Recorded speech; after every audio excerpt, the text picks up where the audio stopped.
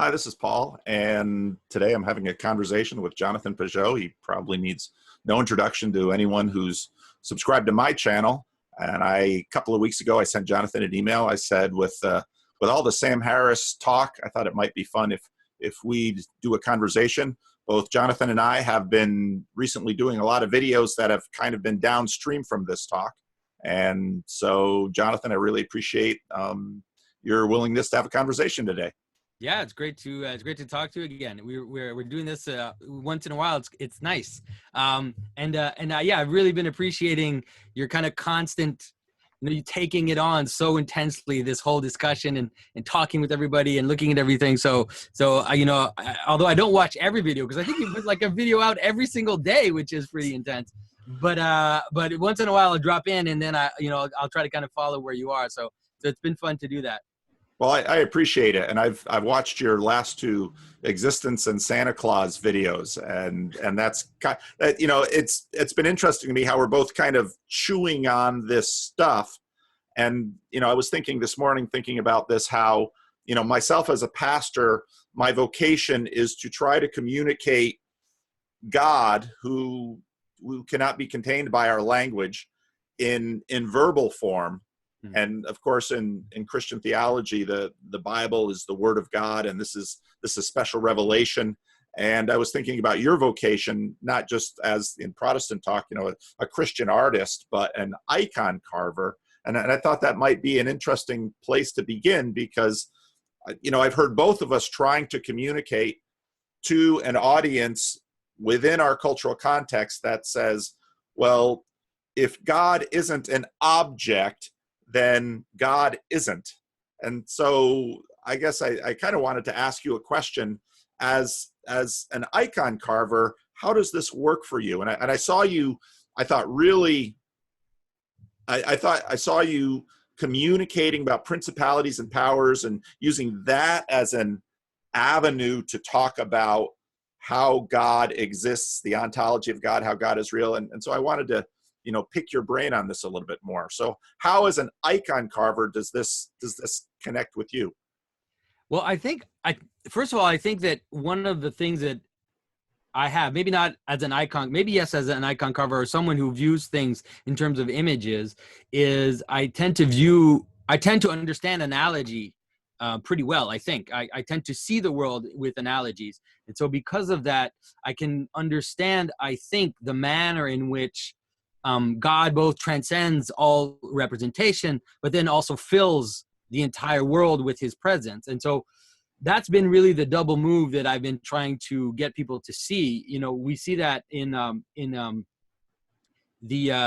work of Dionysius the Areopagite, and also in pretty much all of mystical Christianity, this notion that God is beyond all, all being, all representation, all word, all language, everything. There's no manner in which we can fully encompass God, but that also, and at the same time, and almost in a certain manner, because of that, God fills the entirety of all creation, fills everything, and makes everything coherent and hold together. And so those two realities have to kind of always be held up at the same time. Because you get an apophatic move, which is this move of saying you can't represent God. You see that now in the modern world. You see it all the time. People who say things like we can't represent reality, but their conclusion is that therefore everything is arbitrary, right? All our constructions are arbitrary. All are the way that we organize society, all these things, your values, all of it, it's all arbitrary because we can't represent reality. But it brings up a certain type of nihilism. I think that, for example, existentialism has that problem, and a lot of postmodernism has that problem. But the right move is to do both, is to say, yes, we can't. There's an apophatic move where the world, even the world itself, is beyond our capacity to fully encompass it. God definitely is beyond our capacity to encompass his being, or, his overbeing, or, his essence. But like at the same time, we can see these sparks of God, the presence of God in everything. And so in terms of art, the theology of the icon is very specific about this, that we cannot represent God. And that's really important. That's one of the things that people tend to not understand about icons, is that we don't represent God. At least we're not supposed to. There are aberrations, like all human activity, there are aberrations which happen. But in the traditional icon, for example, up to, let's say, about the 13th, 14th century, you actually don't even see images of God the Father at all in Christian art. We only represent Christ. Even when we represent the creation of the world, even when we represent, the Last Judgment, all these images, it's always Christ that is represented, because the image of God appears through Christ, and then ultimately through man as being the image of God. And so that is the way that we can do that double move, where we say, sometimes they'll represent the divine as just these kind of empty circles at the top of an image, like very abstract image, or just a hand or something, which it just kind of suggests that there's something beyond, and you can't represent the actual face of God in his essence, or God the Father even. And so it's that double move that is there in that I think preserves the mystery, but then also shows us how the world lays itself out of that mystery. As I hear you talking, you mentioned how there is a tendency there's a tendency towards there's a deep skepticism in our current culture. And, I've both listened to a fair amount of Don Hoffman, and those conversations are very interesting in terms of Don Hoffman coming at this from a Darwinian perspective and a scientific perspective that suggests that our limited capacity to just engage common reality, to just apprehend it. My daughter took in this kitten, this feral kitten. And I've got this old dog that's almost blind. And so the dog is trying to chase this kitten, and the kitten just jumps up on a chair, and the dog keeps sniffing around and can't find it. And I'm watching this, and I'm thinking about all the YouTubes I'm making. And I'm thinking, in many ways, this is a picture of us, that Mm-hmm. we have limited capacity. And so when I think about God, in terms of C.S. Lewis writing himself into the story, I think, for example, the burning bush story, where there's a physical representation, it's a miraculous physical representation, but then there's also a verbal representation. And in fact, the name is given, I am what I am, or I will be what I will be. And so, to think that these are the tools God uses with Moses to introduce himself to a people that has forgotten him. Mm-hmm. And I think about Jordan Peterson's use of mythology, and I look at the number of people that are communicating with me and saying things like, I'm not quite sure what God is, but I want to believe in a God, and I want to go down that path of seeking. And I think, isn't this interesting how so many modernistic, rationalistic apologists have been banging on a door a certain way, getting zero results, and this guy whose Christian confession is complicated at best suddenly moves the ball. Mm-hmm. And then I look at, and then of course you came into the picture, and I had seen a number of other people who were showing interest in Christian traditions that were far more symbolic than, let's say, contemporary Protestant apologists, and watching that happen, and thinking, this to me, obviously, as a believer and as a pastor, says to me, well, I think this is a movement of God's Spirit. And as a Calvinist, it's, well, God moves history. This is not, we are not in control of history. God moves history, and this is a means by which God is using to do the work he's always done, which is call rebellious people to himself. And it's interesting how have we reached the end of this descriptive phase of our language, and in a sense now, perhaps, as we've exhausted this means, people don't know it consciously, but intuitively begin to imagine, And then suddenly Jordan Peterson appears, who had been talking about this stuff for a long time. Suddenly the man and the moment come together, and bang, off it goes. Yeah, it definitely seems, it's hard not to see an almost, to use the word providence in the sense that it seems like Jordan just fell into this place, and he's taking up a space of something that was all building up to happen. And I think that we're watching it unfurl as it happens, and it's pretty impressive to watch. But I think you're right when you talk about this notion of reaching the end of the purely descriptive. The problem which happens, and I think postmodernism plays a role in that as well to a certain extent, because one of the things that postmodernism was able to show is that the purely descriptive rationalistic way of looking at the world, it ignores language. It ignores language as if language doesn't exist.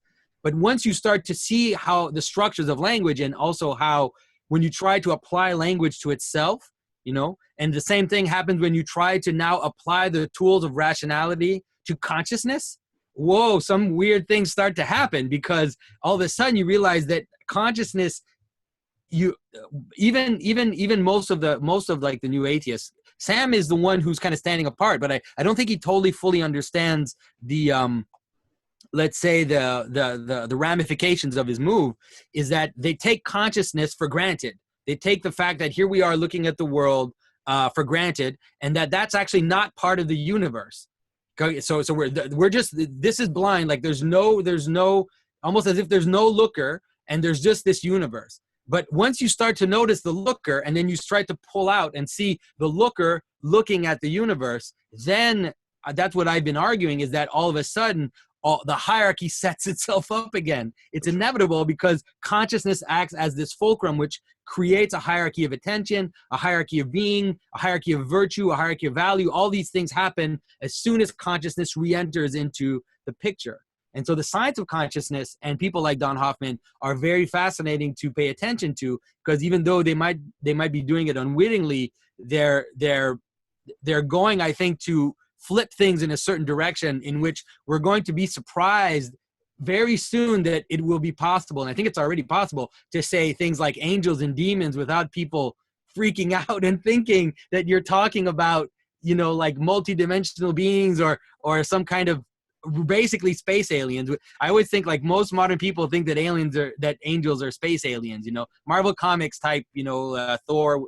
That's what they think. But if you start to understand this hierarchy of consciousness and how they stack up, then it doesn't become that weird anymore to talk about these things. Well, we'll talk more about that, because so one of the things that I was pursuing was Sam Harris is talking about his daughter's fascination with superheroes. Yeah. And I found that extremely interesting, because as both of you use Santa Claus, I use Mickey Mouse. Mm-hmm. Mickey Mouse is real enough to continue to forestall, copyright legislation in the United States, because Mickey Mouse has an effect in the world. Yeah, that's right. And so, but no one is working to preserve his own identity. Actually, exactly. He doesn't want the Chinese to get a hold of him. That's right. And to do to Mickey what they've done for, anyway. Yeah. So say, because I think when I come to this ontology, part of the conversation, what always stands out to me is it's in a sense Jordan Peterson talking to the queer folks at the protest and say, well, I kind of wonder about your motivations, because I at heart, what I think, people have an instinctive fear that we are not alone. And so you hear that both in terms of aliens, but the idea that there is if a tsunami comes and wipes out a village and everyone says, well, that's just a force of nature, it's impersonal, people seem to be able to accept that better than to say, well, there is a sentient, conscious force, being God in the universe, that willed this to happen. Somehow when personality gets involved, all of our motivations get redirected. And so when you talk about, angels and space aliens, say a little bit more about that in terms of how you think, how they work in our imaginary. Right. Well, yeah, sadly, I don't think right now they work in the right manner. I think that it comes with the same problem of taking consciousness for granted. You know, people are offended at the idea of speaking of God. I mean, like I said, God transcends personhood.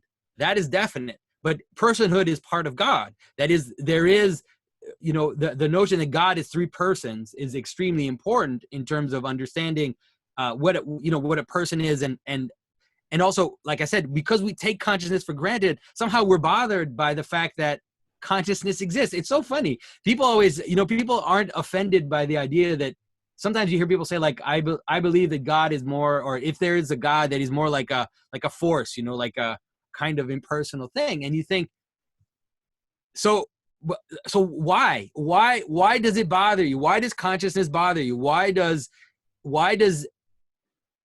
do you think that intentionality doesn't exist? That it's a freak thing that exists only in human beings for some reason? It's like there are patterns. There are patterns of being, and that's what personalities are, right? They're patterns of being. They're patterns that are coherent, and they're coherent in a way that they manifest a purpose. And so that's intentionality. And within us, we have several little smaller beings. We also have all these personalities inside us that have their own little coherences, not so much sometimes. And so I don't know why that's so weird to think, because we're not that obviously one coherent conscious being, that we are but constituted with all these little consciousnesses. Why is it so weird to think that would scale up? I don't understand why it's weird. And so I that's why for me it's almost like a mystery when I listen to people. I always think it's just because you don't understand what is consciousness. You don't understand what constitutes a being, how a being is not obvious in terms of scientific analysis, that there really has to be something which pulls it together. And so to me, the once we start to see that, then angels, the idea of angels they just don't, they're not a big deal anymore. Like they're as and the idea of demons too. I mean, to me, demons are just principalities which are not united in this coherent hierarchy, and that's how the church fathers present them, anyways. So you have some usually it's aligned with a passion, and makes sense because that's what it happens in us. You have a person, you have a pattern inside you, and this pattern kind of runs, and it has its own coherence. But what it does, it's pulling you away from your central core. So it's making you, resent something. It's making you hate your children. It's making you, like, whatever pattern that is there, and you're fighting against it. You're trying to bring it in, and sometimes you can't, and it kind of pulls you. To me, that's just, it's a demon. It's a little demon that is pulling you. And if you read, like, the mystics, they talk about demons, that you're full of demons, or that their demons are constantly, either they say you're full of demons, or they'll say things like they're demons riding on you, like you have demons riding on your back, like all these demons that are riding on you. And I think it's just an imagistic way of saying that you have these patterns which are pulling you into death, that are ripping you apart, that are decomposing you. And so you need to bring it together. And so there are cosmic demons in a city. You have certain patterns of behavior. Let's say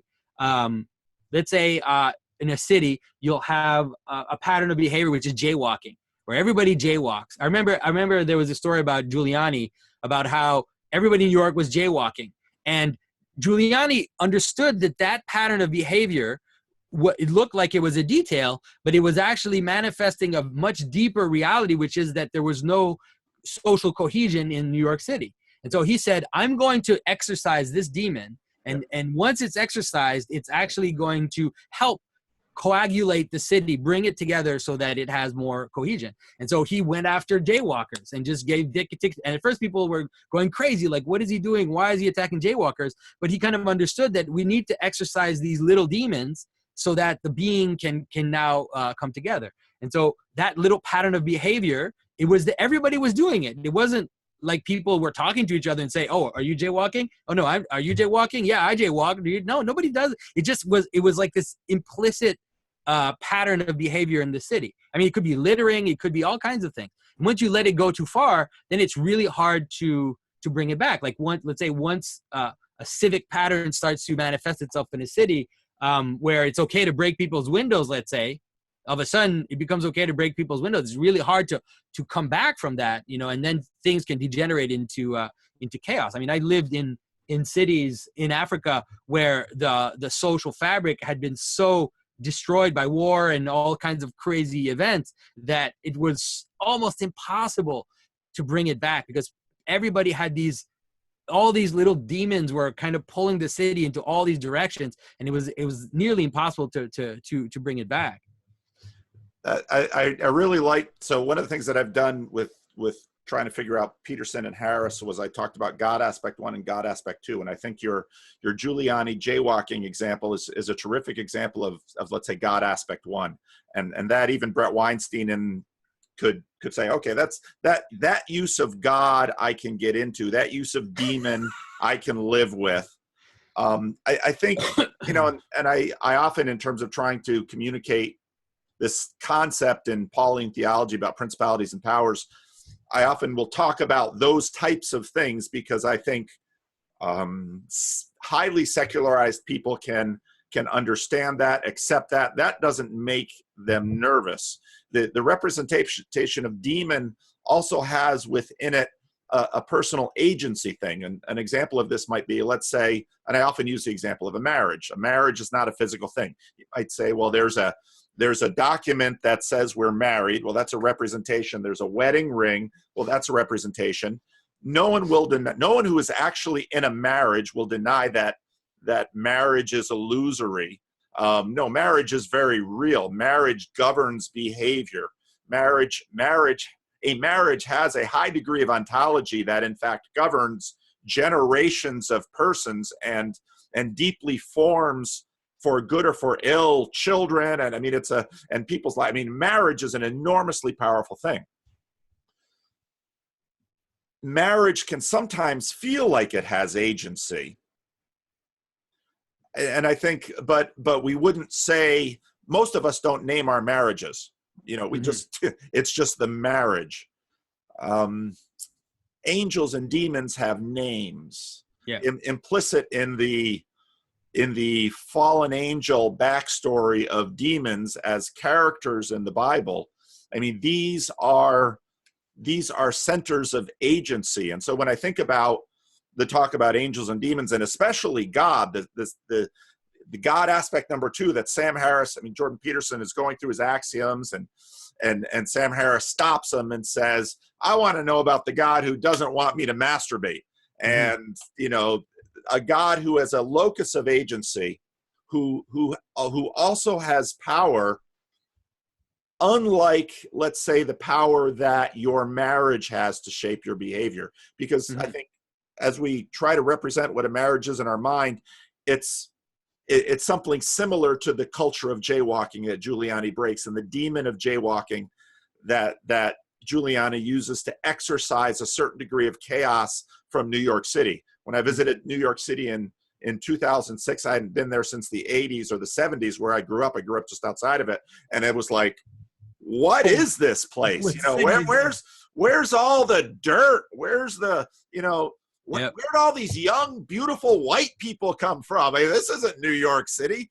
And so, you know, you can see that in a city. And I thought you represented that well. But there's this other aspect, number 2, which is really the one that I think has the celebrity atheists and that community spooked and reactive to.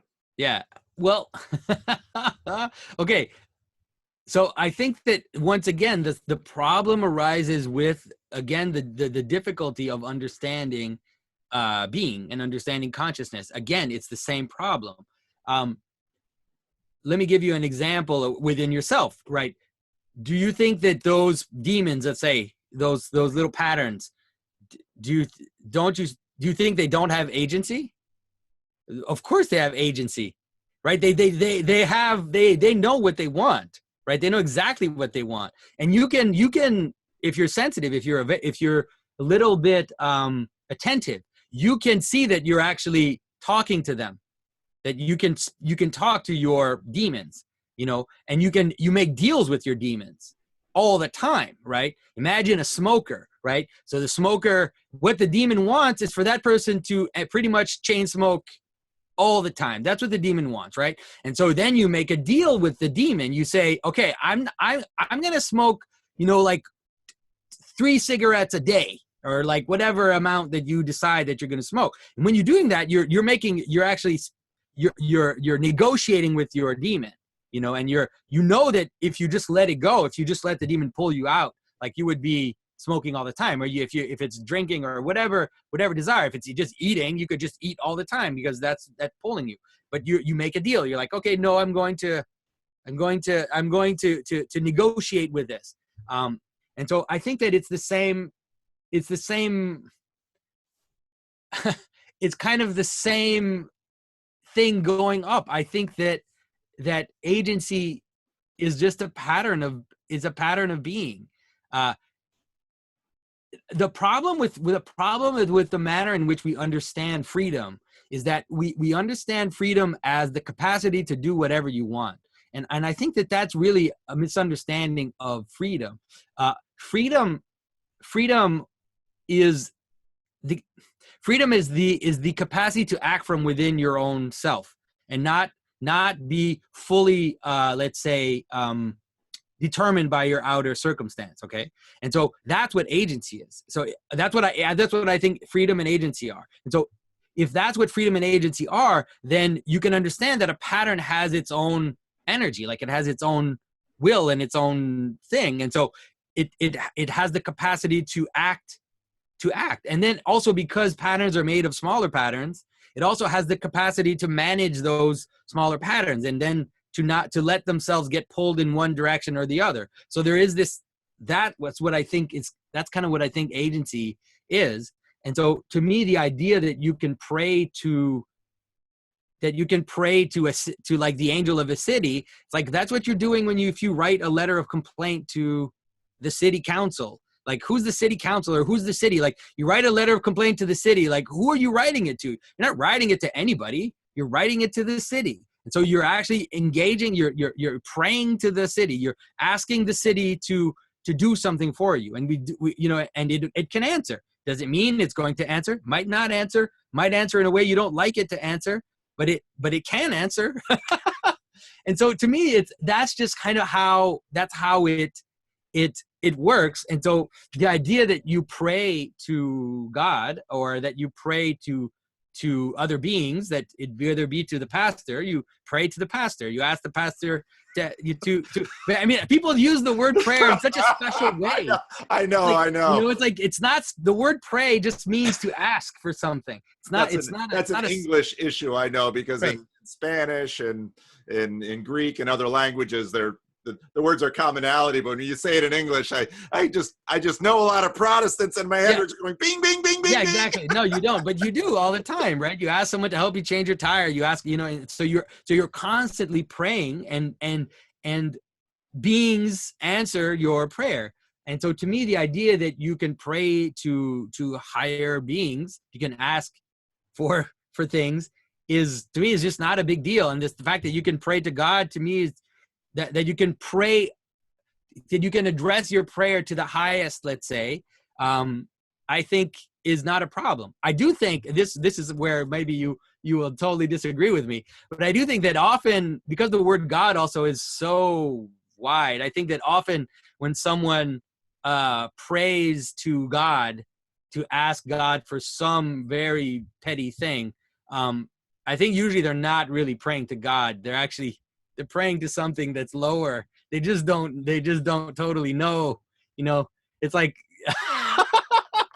so that's maybe the more, let's say, idea of a Catholic person who would ask, some saint to find a parking place for them or something like that. That's really a very kind of petty, low thing. But it doesn't mean that it's not also possible.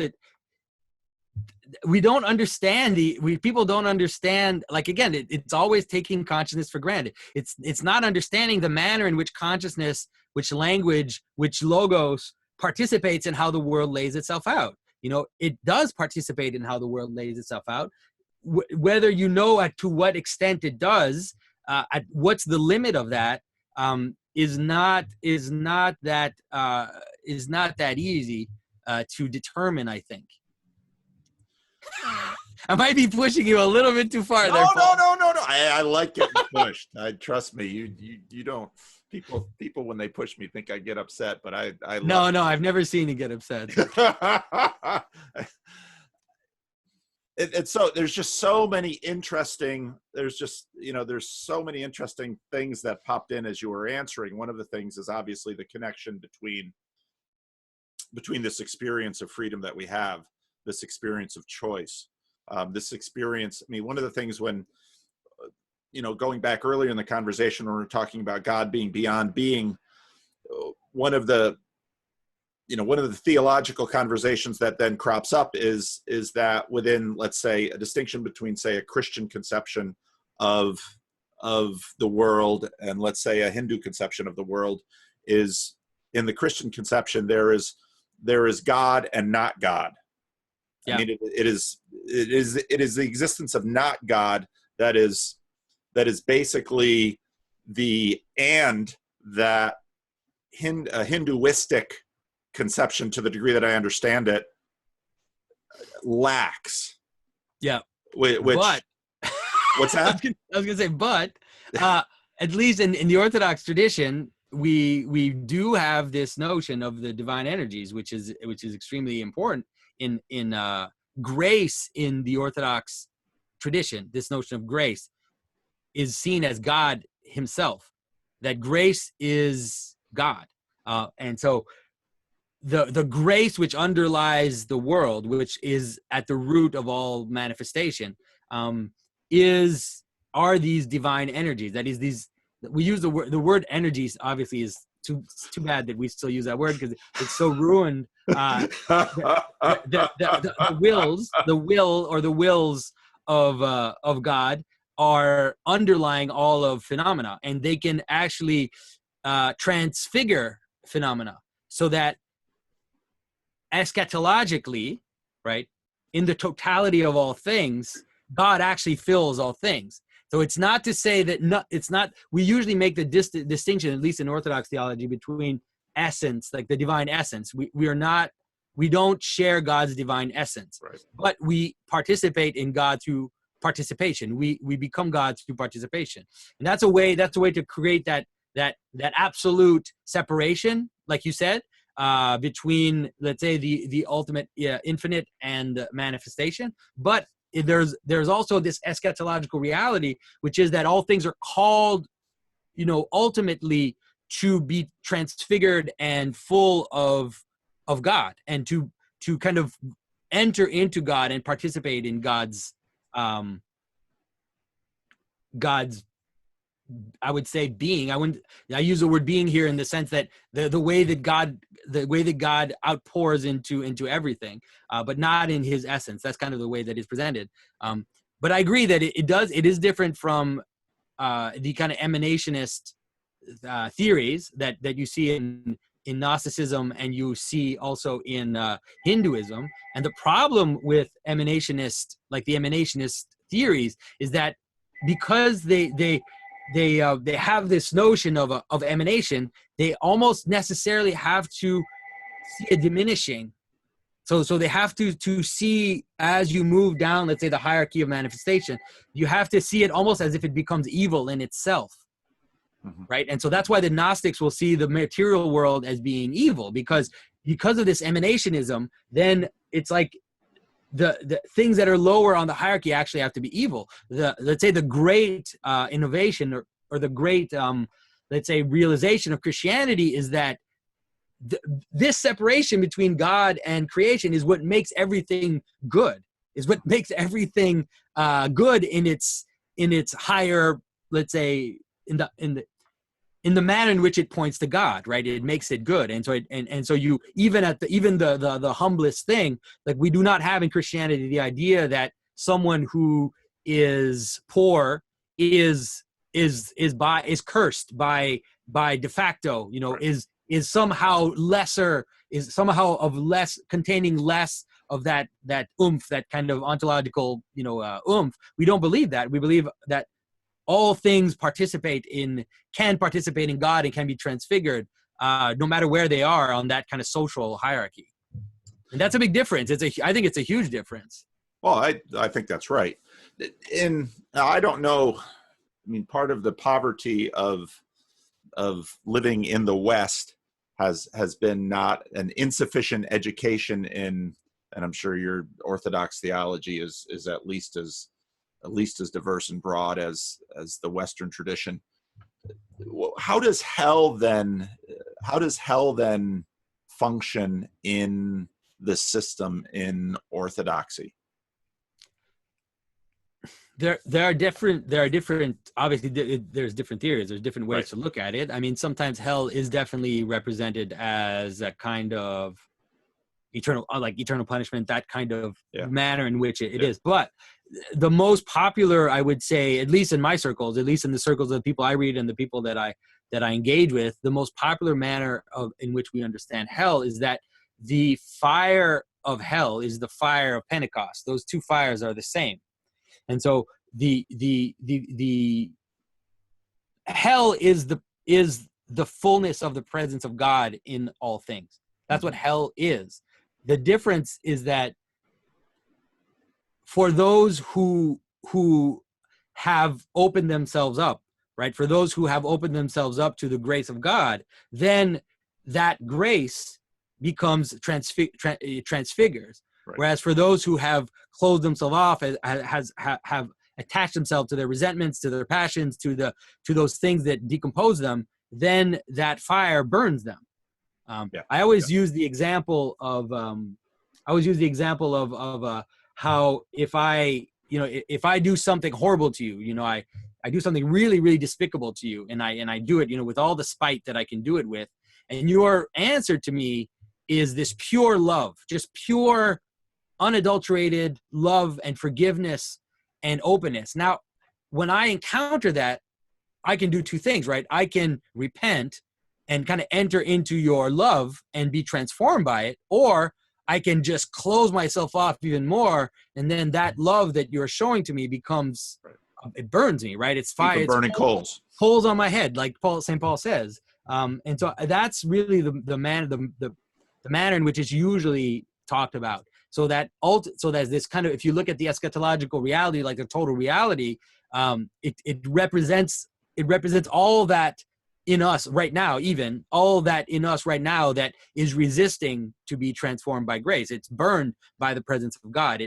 That's what burns us. Even our guilt, all that stuff inside us, it's actually God. It's actually the love of God that is burning us. And so that's really the way that it's presented.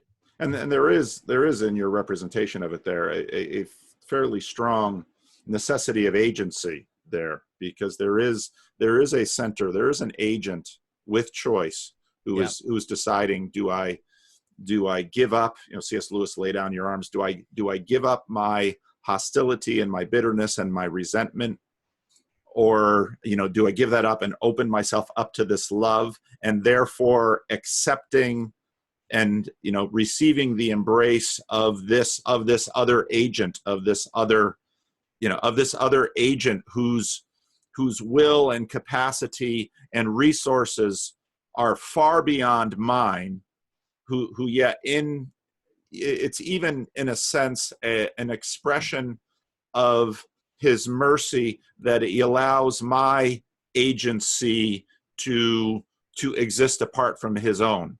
Mm-hmm. It struck me. So of course, Peterson with the David Fuller conversation, I wanted to know, I don't know if we were discussing at our meetup last night if my characterization of some of what I hear from him as stoicism triggered him a little bit, but I'll have a chance to ask him that sometime. But maybe. Then he what's on? Oh, if I'd been listening, I'd know it's the city of God on the hill, which really made me laugh. Yeah. But his description of that, of maximal responsibility, when I heard that description, I thought much more of something in terms of what you just described. Because at this point, people will often say, well, what kind of a God would seeing him kill me? And when people say that, I think you don't, we could use the consciousness language. You don't really understand what it's like to be in the presence of a being that changes how you look at yourself. We have this in foundational relationships with, let's say, parents or authority figures or people that we wish to emulate and we desire to be like. You turn that all the way up to infinite in the presence of God, and the light and clarity of his being exposes all of our insufficiencies, which then puts us in a place where we now have an existential crisis in terms of our identity and our agency in every aspect of our being. And so when I thought of, okay, you drag that cross up the hill, and now you're forced to be accountable for all of your use of agency in your life. When I heard that, I thought, well, you're talking judgment day. You're talking standing in the presence of God and all that would mean. And I would think if a good number of people know that that's what awaits them at the top of the hill, they're going to stay in the basement and play video games. That's hilarious. No, but I think, yeah, I think that for sure when Jordan used the term "city of God," I also was surprised because I never heard him use it before. But then when you sent me a text from Maps of Meaning, which talks about the city of God and his description of it. Well, then the description that he talks about, I have seen him talk about it. This notion of this city, which is that is the representation of order, but order in a manner which is also open, or let's say looking out towards chaos and not being completely secluded, but at the same time that is together and looking towards truth and looking towards responsibility, like you talked about. And so, yeah, I think that for sure there is something, and it's also there is something kind of stoic about that in the manner that one of the things that seems to be missing is the glory, let's say the participation in the glory, and that is something that, at least if you look at the mystical tradition and you look at this transformative tradition of what it means to be Christian, that you're meant to become, to do that, exactly what he said, to take your cross, to bear responsibility. There's all this tradition also, even in there's all these Orthodox stories about how people will take upon themselves even the the faults of others. There's all these wild tradition. I was looking at one pretty crazy tradition today about I forget. It's horrible that I don't remember her name. It was some Russian aristocrat who had heard that one of the priests in her city was having an affair with a prostitute, and so she went straight to his house, into his room, entered the room, took the prostitute, kicked her out of the room, and then got on her knees and said, "Father, I need to confess my sins." And I was like, it's like that. That's the city of God. It's like, oh my goodness, it's like she knows exactly what's true, and she goes to the end of it, and then she takes it back on herself and says, and supposedly then the priest totally converted and left horrible ways.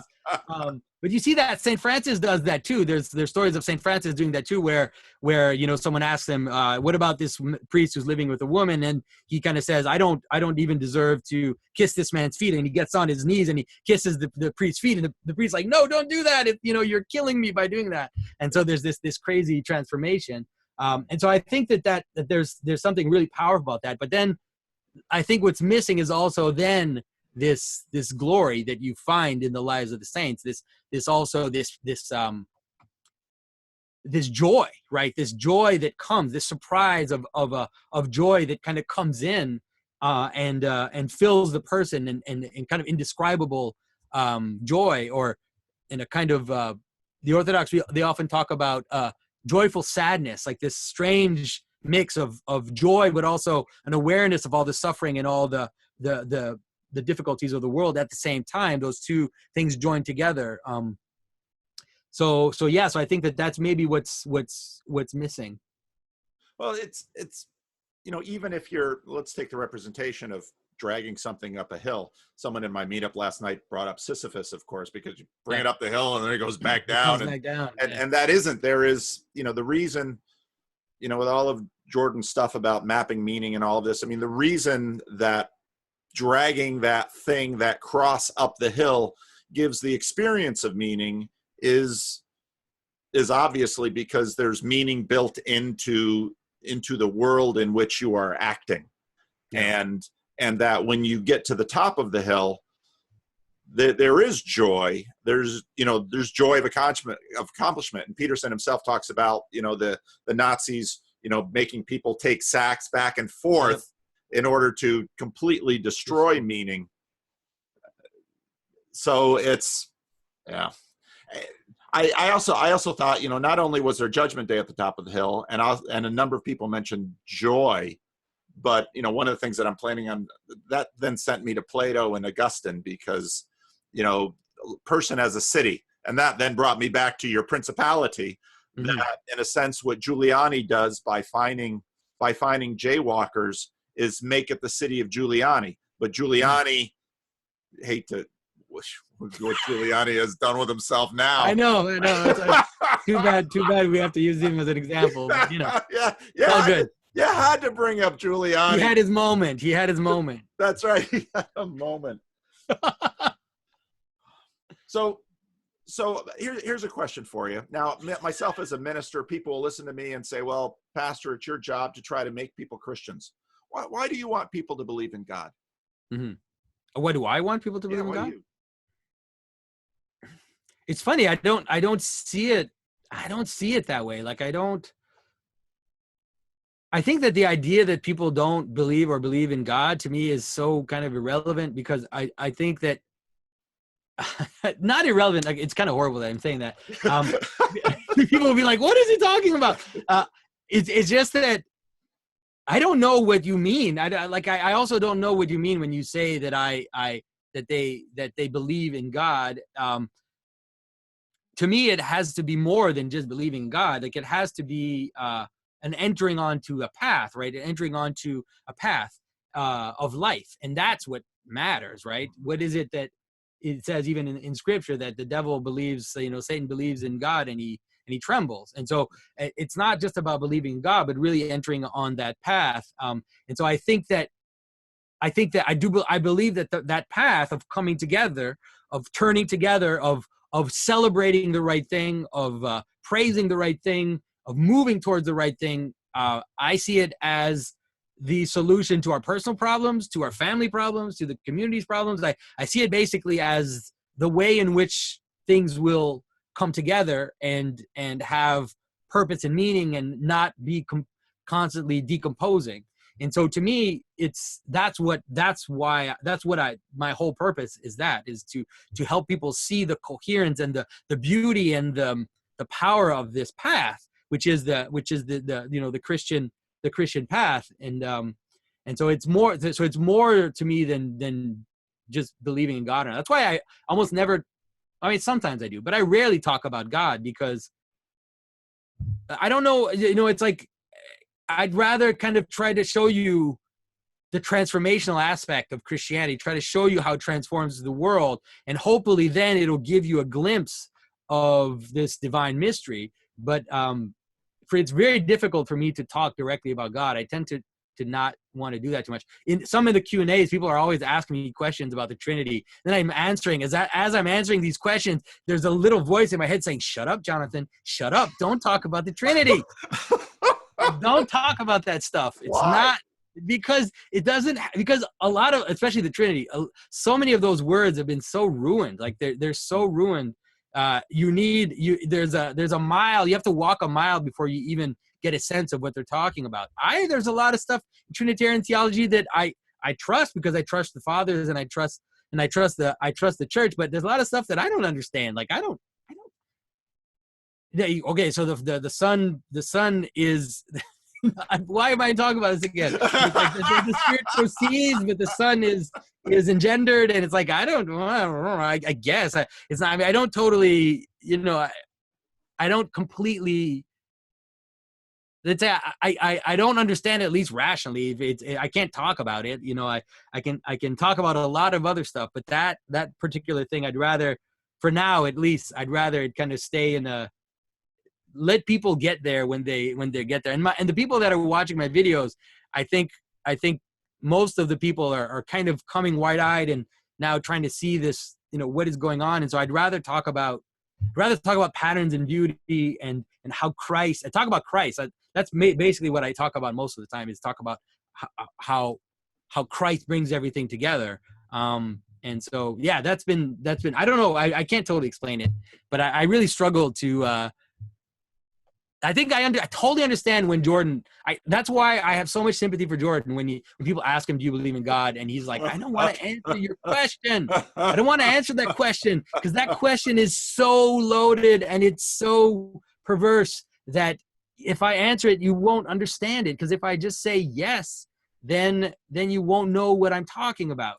And so I'd rather not answer it. I'll talk about all this other stuff. But then secretly, you know, obviously, it's like I keep telling, it's obvious that Jordan believes in God. He said it in so many ways.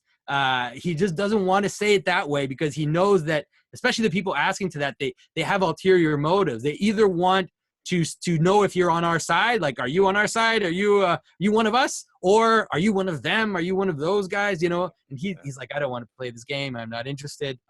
So I think I'm kind of also avoiding that.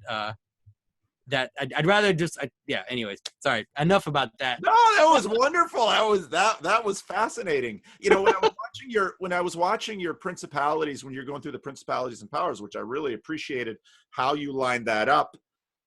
I was really struck where we're talking about in Judah, in Reuben, in Issachar, and the dominant, the synoptics use kingdom of heaven. John uses eternal life. Paul uses in Christ. Mm-hmm. And, you know, you were setting that up with with our internal demons. And I thought that, you know, again, pastors, I push back on Jordan Peterson. We are liars, but we're really more thieves, because, you know, you were setting that thing up. I'm going to steal that from Jonathan. Yeah, go for it.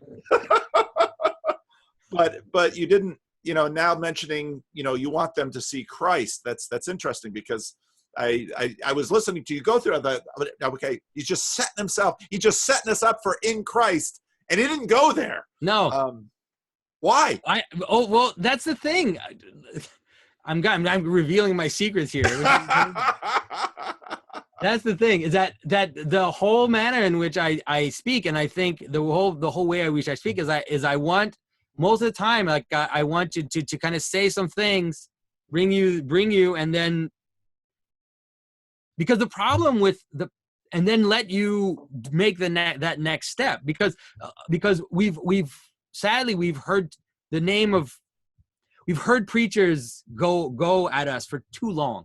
Like, not you, you're good, but you know what I mean. All those other guys, we've heard them. We've come at us for too much, and to just want you to, you know, like, if you believe in the name of Jesus, you know, and all that stuff, and it's come to a point where it doesn't mean anything anymore. It doesn't mean anything. You know, believe in Jesus and you'll be saved. I don't know what you mean by believe.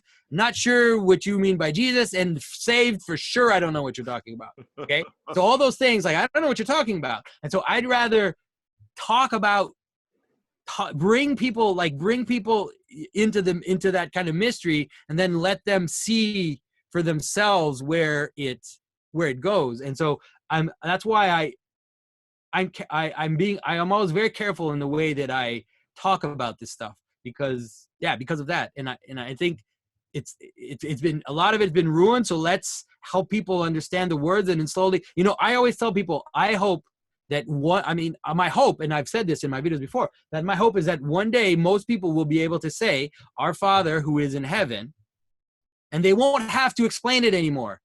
They won't have to say, but for now, you need to understand why we say Father. You need to understand why we say heaven. You need to understand all that stuff.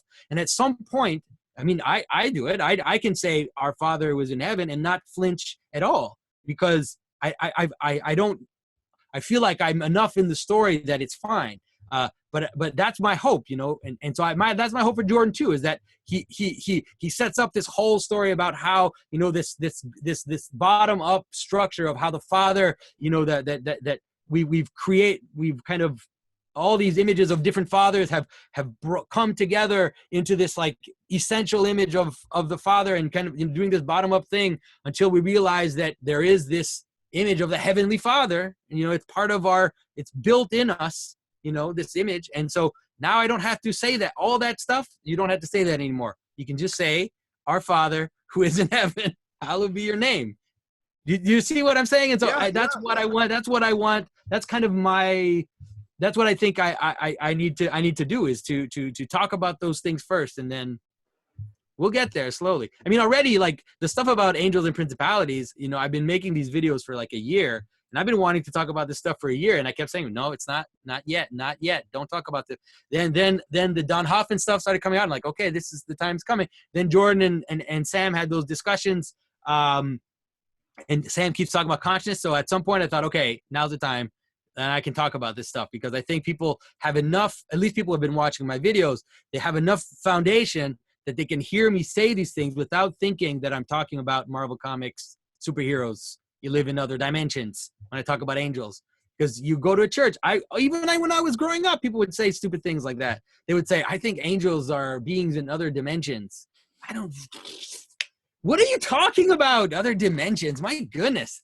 Science fiction, you know, it's like, because we have Scientology and Mormonism and all these kind of really disturbing materialistic religions, and a lot of Christians, they have that too. They just don't sometimes it's not even conscious, but they think that demons are physical beings somehow, or that angels are physical beings. That they're not. They've never been. No one has ever thought they were. If you read the Fathers, they either say that they're immaterial, or they say that they have subtle bodies. It's like, okay, what does that mean, subtle bodies? Well, I can give you examples of subtle bodies. You know, it's like a story is a subtle body.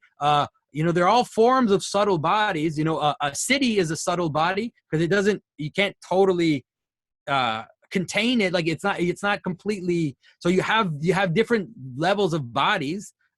Anyways, this is becoming a rant. That's not good. This is fun. This is fun. You know, if I were a journalist, I'd feel like I got a scoop. You know, Jonathan Peugeot and the subtle bodies. The subtle bodies. There you go. No, but you know, it's interesting to me, because, you know, from our last conversation, I know a bit about your story in terms of, you know, growing up evangelical, and listening to your description of, you know, boy, I gotta be careful with my words, but I'll just say your evangelist heart, your pastoral heart. You know, that's what I hear you say. You want people to be able to say, our Father who is in heaven. And when I hear that, you know, I hear homecoming. I hear being at home in a relationship. Because to say our Father, well, that suddenly orients you with God, and it orients you with your neighbor, because it's not my Father. Yeah. It's our Father who is in heaven. Hallowed be your name. Thy kingdom come, thy will be done on earth as it is in heaven. Give us today. I mean, off we go into the prayer. Right. Yeah. So that really helps me. That helps me on a whole bunch of levels, because, you know, for a long time I pester people, because I obviously live within a Protestant tradition, and in a diverse context where I'll have people coming from lots of different traditions, often African-American churches, and they'll just throw out words like saved. And then if I'm in a Sunday school class, I'll usually stop them and I'll ask, well, what do you mean by that? And it becomes very clear they don't have any idea what they're meaning by that, or it's simply code talk for hell avoidance when you die. And then as a pastor, okay, now I'm going to start to poke around at these things and do a little, because to gently begin to have you, you know, that's what pastors do. So it's very interesting you're not going to sit here and make all these videos.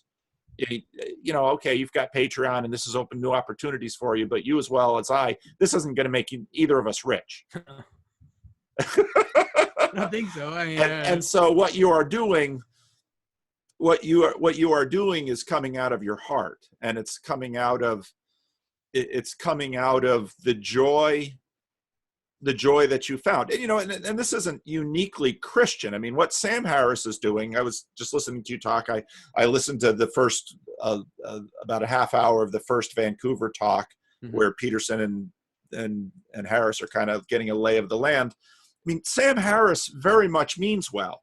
He wants, when you listen to him, when you listen to his heart's desire, he wants, in his own words, well-being for people. He doesn't want to see people hampered by what he calls superstition. And so he's got a plan for how this can be. And this is the mission that he's pursuing.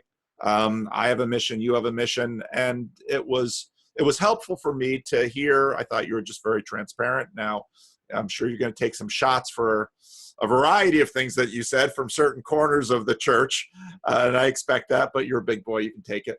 But it was helpful for me to hear your heart and to understand, because you very much helped me see you and understand, you know, what's going on with you and what's going on with your videos. And, you know, I think if we could probably spend a long time talking about angels and demons, because, you know, I think I'm not quite sure. I haven't quite fully digested what, you know, where you're going with this and how I feel about it. But it was very, very interesting. I think people will find it quite interesting. So.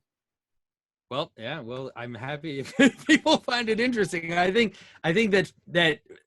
for me, if you ultimately, it's to help, for me, it's ultimately to help people see how beautiful, you know, our tradition is, how coherent and beautiful it is, not in a scientific sense, but almost like this powerful, beautiful artwork, like this poem that has been that has laid itself out in the Bible, and then also in the liturgy and in art and in architecture, all these things.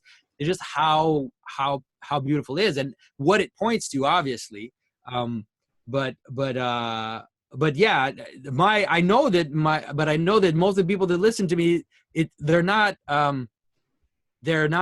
Christian. I'm not talking to most of the people I'm talking to are not, let's say that person that comes to church and maybe doesn't have a lot of education, that talks about heaven and talks about being saved and going to heaven in a very kind of naive and misunderstood way. It's funny because this is where Sam Harris would really be angry with me, but that person doesn't bother me much. He doesn't really bother me, because even though their understanding might be a bit off, might be a bit naive and a bit kind of simplistic and some kind of even offensive, even sometimes, they're on the path, and that structure is doing for them what it needs to do, right? It's still doing, even though they don't have the most profound understanding of what these words mean. The pattern that they're on, the path that they're on, is still doing the work that it's doing, you know, and the grace of God is acting in that person's life. And so I'm not talking to those people. So who I'm talking to are for people who are usually very intelligent, who have gone through college, who have studied, who have read, who have studied, and so they look at these words and they can't see a more profound meaning to them. They can't understand how profound these structures are and how deep they are. And so those are the people I'm talking to, and I want to help them to see what's going on, so that at their level of intelligence, of knowledge, of study, they can perceive at least what this is about. Because they're not going to go for the when I die I'm going to heaven bit. They're just not going to go for it, because it's not enough. You know, it's kind of naive and too simplistic. And so they need more. And I think that that's why people are been so attracted to Jordan Peterson, is because they feel like he's giving them more, that he's giving them some meat, something that helps them to understand what is going on in these stories and in our tradition that we've laid aside. And also, yeah, because then what that does is it helps also these new atheist types to understand that their vision, their understanding of Christianity is at that level, right? It's like my aunts who dropped out of school in the 9th grade or whatever. That's at the level that they're that their understanding is. And in a way, I keep saying that aunt is fine. She's totally fine. But if you think that that's where it stops, then you're the problem. It's not her, because she doesn't have the capacity to understand anymore. And that's totally fine, because human beings have different capacity. And that person can be way more virtuous, way more full of grace and full of trust, you know, in the infinite than you do, even though they don't totally understand these concepts. But I can understand that at your level, you need something that you can hold on to and grip onto to understand what this is talking about. So I think that's really been what I'm doing. That's who I'm talking to. And that's why, you know, people invite me to do talks. It's at universities. It's always in places where I'm talking to that crowd. So yeah, hopefully hopefully it has a little effect. I hope. I know it's having an effect, because, Yeah. you know, I hear that in people who write me, and they appreciate what you have to say. And I think of C.S. Lewis's, you know, what it praises inner health made audible. And I think you're doing art, and what you've just expressed, there's a joy in you, and you want to share it. What's better than that? I mean, that's the best way to spend a life. You've been given gifts, you've been given joy, and whether you're doing your carving or doing your videos, you're sharing the joy that you have within the frame of reference and within what you've learned in order to share that. And it's attract with a particular audience. So I've been doing most of the interviewing. I don't know if What happened there? I put you kind of on the spot. That's what I like to do. So. Kind of turn there. Yeah. But thanks for that, Paul. I appreciate it. I appreciate your kind words. Well, I know, and you know, what we're doing on this YouTube is a new thing. And Peterson says this often, and I think he's dead on right. We have no idea what we're doing with this thing. We don't know the ramifications. We don't know where this leads. The opportunities that this has made for each of us are unique, and it is important to ask ourselves why. Because when I look in my heart, well, there's some noble reasons to do this, and there's a bunch of really crappy ones too. Yeah, I'm sure. Yeah, that's for sure. That's certain. And these, you know, this feeds some of the better angels of my nature, and this feeds some of the darker demons of my nature. And so so we watch each other, and I watch you do this, and so part of me wants to know, okay, what makes Jonathan tick? Why are you doing this? You're an icon carver, and you're making videos, and you're trying to do your best to explain why Santa Claus is real. Well, this is an interesting thing. and you're hoping to do this so that others can share in the joy that you found.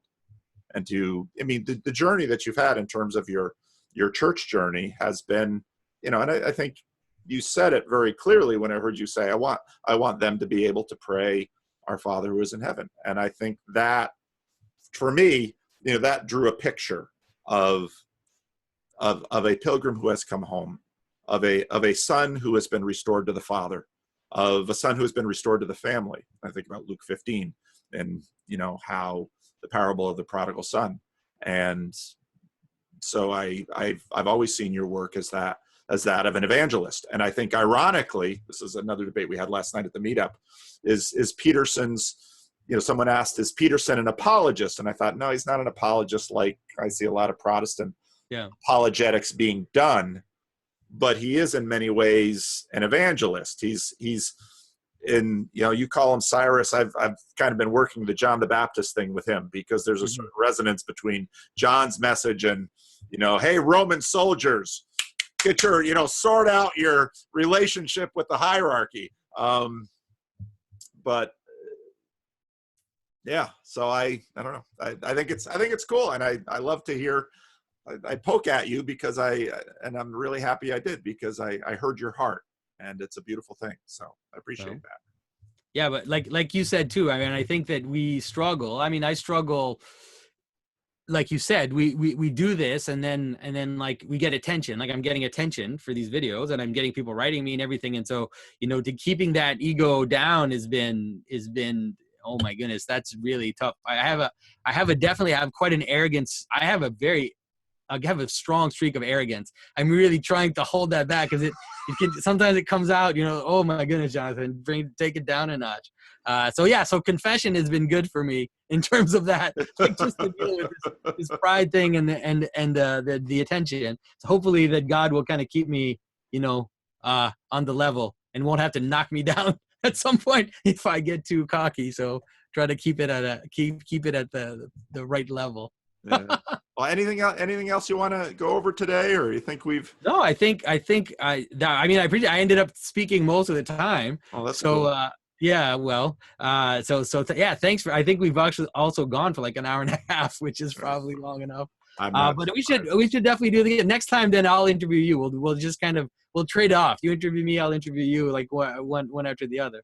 And hopefully I'll come to see you at some point. I hope. Yeah, I'd like to do a conference at some point and fly you out here, and I think that would be a lot of fun. There's some, the